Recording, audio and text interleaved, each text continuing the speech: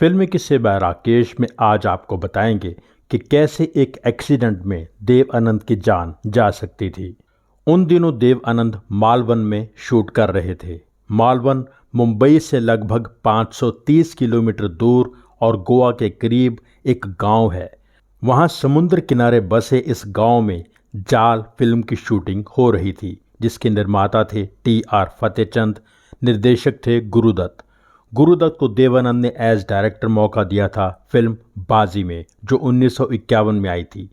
जाल गुरुदत्त की as director दूसरी फिल्म थी। जाल 1952 में रिलीज हुई और बहुत बड़ी हिट हुई। जाल में देव आनंद का निभाया किरदार एक एंटी हीरो किरदार था।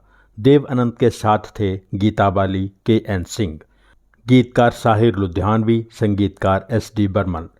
मालवन में इस फिल्म का शेड्यूल पूरा करके सब लोग मुंबई लौट रहे थे। गीता बाली और उसकी बहन देव आनंद के साथ उनकी कार में लौट रहे थे। देव आनंद खुद कार ड्राइव कर रहे थे। गीता बाली साथ में बैठी थीं। देव आनंद का ड्राइवर और गीता बाली की बहन पिछली सीट पर।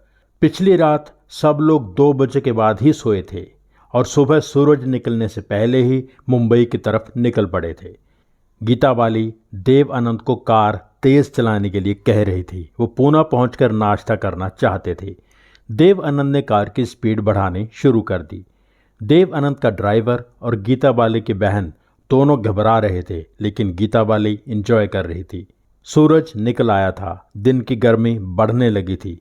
खिड़कियां खुली थीं, इसलिए तेज हवा कार के अंदर आ रही थी। गीता की बहन और देव आनंद का ड्राइवर दोनों सो गए। गीता बाली माहौल के हिसाब से अलग अलग गाने गा रही थी। तेज हवा से देव आनंद की टोपी गीता बाली की गोद में जा गिरी। थोड़ी देर बाद देव आनंद ने देखा गीता बाली के गाने बंद हो गए और वो भी सो चुकी थीं। बाकी सबको सोया देखकर देव आनंद की आंखें भी भारी होने लगी थीं। देव आनंद ने देखा पूना 34 मील दूर रह गया था। देव आनंद ने सोचा जल्दी वहां पहुंचकर किसी रेस्टोरेंट के बाहर गाड़ी रोककर सबको जगाऊंगा और सरप्राइज दूंगा। लेकिन शायद देव आनंद को नींद की झपकी आ गई और कार मेन रोड से उतर गई। कार एक बहुत पुराने पेड़ से टकरा गई। जब देव आनंद की समझ में आया कि क्या हुआ है, उन्होंने सबसे पहले गीता की तरफ देखा। गीता बाली के माथे से खून बह रहा था। देव आनंद का ड्राइवर ठीक था। उसके मुंह से निकला, साहब।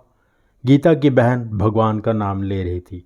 देव आनंद ने गीता से पूछा, तुम ठीक हो?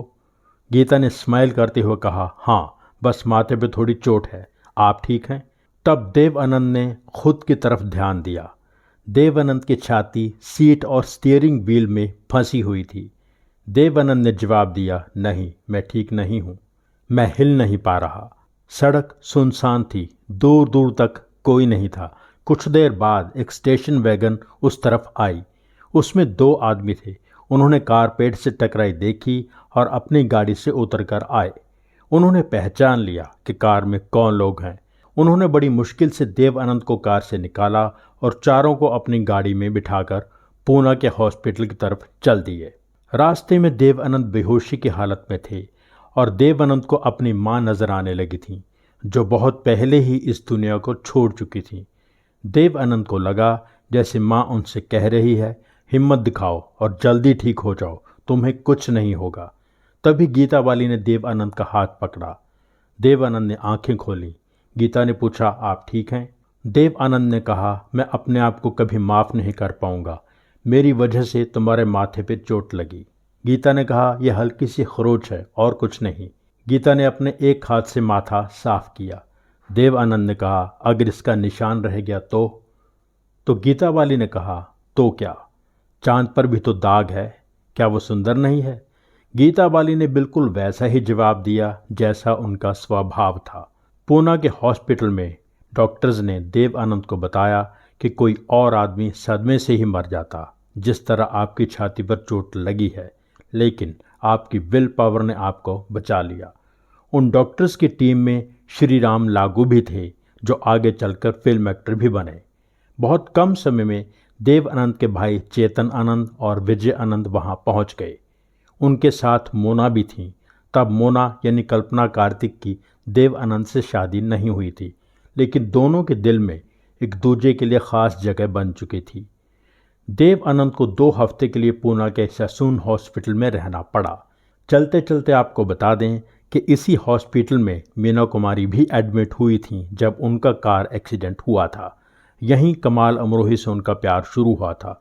इस हॉस्पिटल का बॉलीवुड से शायद ख़ास रिश्ता रहा है। देव आनंद के एक्सीडेंट की घटना का जिक्र खुद देव आनंद ने अपनी बायोग्राफी रोमांसिंग विद लाइफ में किया है।